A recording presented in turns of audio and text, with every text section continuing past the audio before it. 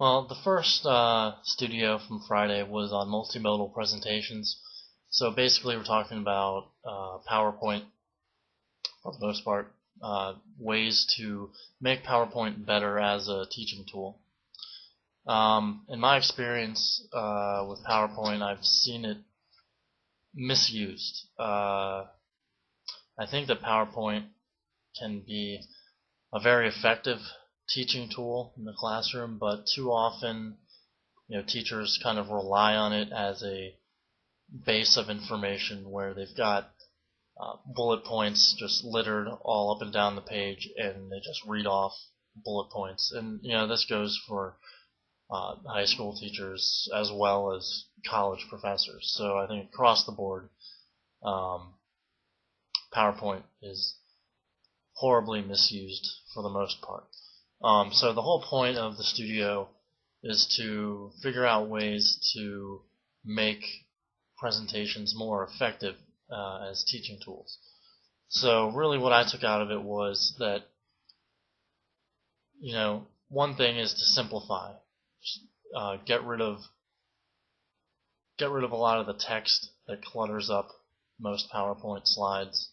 Another thing is to, make your presentations, your notes, your lectures, what have you, make it a combination of text, but also images and, if possible, video, audio clips.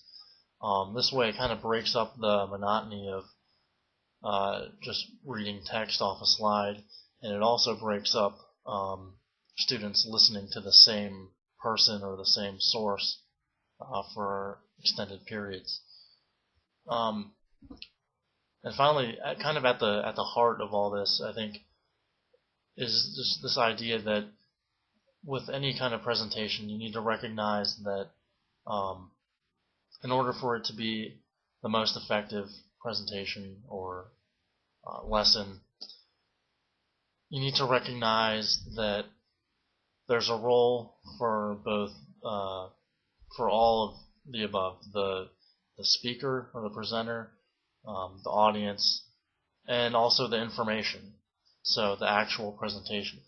And if you can recognize that there's these three different roles going on at the same time, you can kind of tailor the presentation to address these roles and keep everyone engaged at the same time. I actually liked the whole idea of the first 5 slides, and how you can kind of, if you kind of get lost or not sure where to start making a presentation of some kind, it's kind of this framework where you present the problem, why it's important, etc. Then how you're going to fix it, and where do we go from here. So I can definitely see myself using that in the future, and